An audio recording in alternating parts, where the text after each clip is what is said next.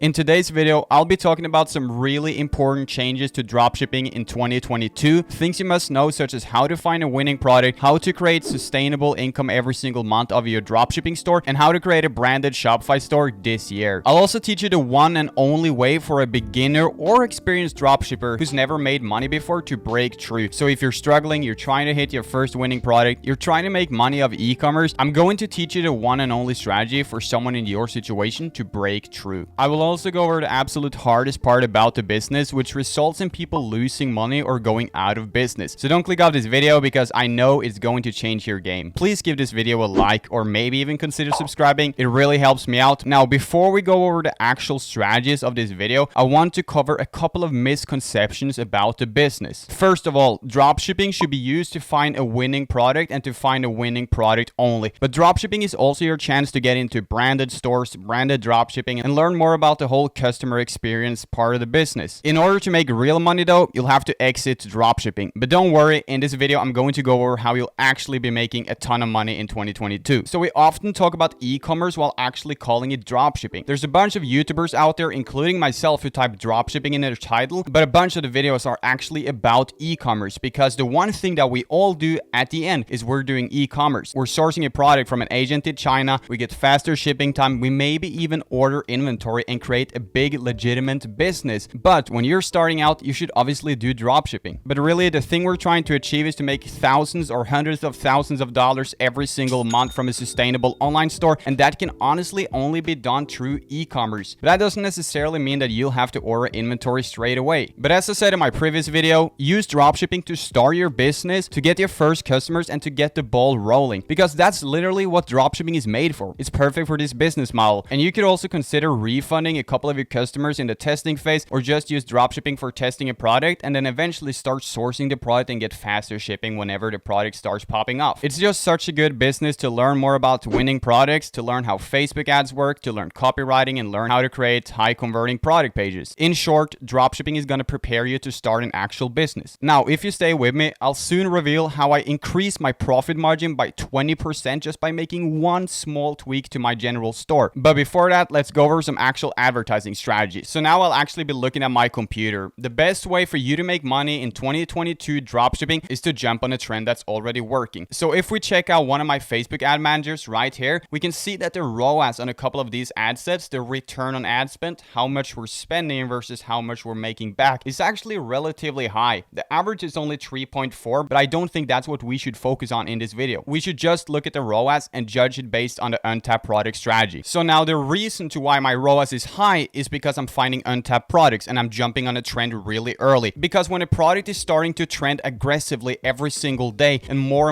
people are trying to sell it, you start seeing the product appear on Facebook, on TikTok, all over the place. You want to be one of the first guys to actually introduce that product. So if you're one of the first people on the trend, you will get extremely high ROAS because the product is proven to work, the product is definitely going to trend, and you're one of the first people selling it. You're kind of like capturing your part of the audience, your interest, your ideal targeting. You now to some extent own some audiences that you can use for this product. So the reason the ROAS is 7 on some ad sets, 6 and 5 on others is because I found an untapped product that's starting to trend, so I know the product is going up, and I found a couple of interested / audiences on Facebook that I kind of like own to some extent with this product. Like, these are my interests. I'll even tell you one of them, Kitchen. This is a skincare product. I tested a product with Kitchen, and now I'm probably the only one using Kitchen for this product. It actually works as well. So I now have a 7 ROAS on this product because I found my ideal audience really early on. So eventually down the line, I can run no interest ad sets and Facebook is going to know who I'm trying to target because I already found my ideal audience through Facebook. But what I'm trying to show you here is that with the untapped product that's starting to trend, you can really make a lot of money, but you need to do your Facebook ads right. But how do you find trends, you may ask? And the best way to find trends is by scrolling your Facebook newsfeed. I've actually explained this in multiple of my other videos, but I'll explain it quickly right now as well. So on your Facebook feed, you're going to see 3 posts and then an ad. This is your newsfeed on Facebook. So for every third post you see, there's going to be an ad. And that might be ads for pets or computers or gaming, whatever you engage with on Facebook. So whenever you see a dropshipping ad, and trust me, they're going to be super easy to spot if you know a little bit about dropshipping. Whenever you see a dropshipping ad that directs you to a Shopify store, you want to click on that ad, quickly engage, just scroll through their page really quick, and then go back to Facebook. Because every time you click on a dropshipping ad, you're more likely to get a new dropshipping ad. So eventually your whole timeline is is going to be full of dropshipping ads, and the only thing you're going to see is competitors, people running winning products, and trends that you can jump on. So what I want you to do now, this is going to require some work, but if you're just going to do what everyone else is doing and put in the least amount of work, you're not really going to generate results. So what you want to do is you see a product you really like. Let's say, for instance, it's sunglasses, right? So I see these sunglasses and I see that the video now has 500 comments and that there's 2 people selling it, because you can search it up on the Facebook ad library, just the name of the product, to see how many people are selling it right now or how many pages are posting about it. So you see the product has now 300 comments, and then you follow up, you check the product the next day. Now it has 3,000 comments and there's 5 more people selling it. You can see the trend going up, right? And then you see over the weekend, it now has 50,000 comments. I mean, that's overkill. It's probably not going to have 50K, but just imagine it has 50,000, right? You see that the product is now blowing up. Someone is making it work and they're probably making a lot of money. It might be time for you to jump on. So use the Facebook newsfeed to find winning products for your Shopify store, because jumping on a trend is honestly, in my opinion, almost the only way for a beginner to break through with dropshipping, unless you're looking to spend thousands on thousands of dollars to find a winning product and reinvent the wheel, because I'm all about that as well. But if you're looking to reinvent the wheel and find your own product, you're probably looking to spend a lot of money. So it's better to just go by what's working and make it work even better, because every product that's starting to trend but it's not super trendy yet is going to have multiple marketing angles, right? So you don't necessarily have to market like everyone else is doing. You could capture another audience or market it as another function. There's just a bunch of things that you can do with a product. And just a heads up, a bunch of people have tried to get into my coaching program, but as I did say, it's been full for December and November. But now I've opened a couple of more spots for the mentorship. It's a super successful program. If you're looking to learn more about it or want some details about the coaching program, you can message me on Instagram here. Instead of mass testing products and just testing multiple products every single day, I'd rather recommend you to figure out how you can make a product that's already working work even better for you. You want to find a product that has competitors, but not big brands. Like, you don't want to compete with someone who's really doing well. You just want to compete with regular dropshippers who's starting up a brand, and you want to capture your own part of the market. So make sure you take another marketing angle and that you stand out. You don't want to just copy paste dropship and look like everyone else. So in short, you want to find someone that you can compete with using skills or great website design. You don't want to compete with someone who has way better shipping times than you, is a big brand, has thousands of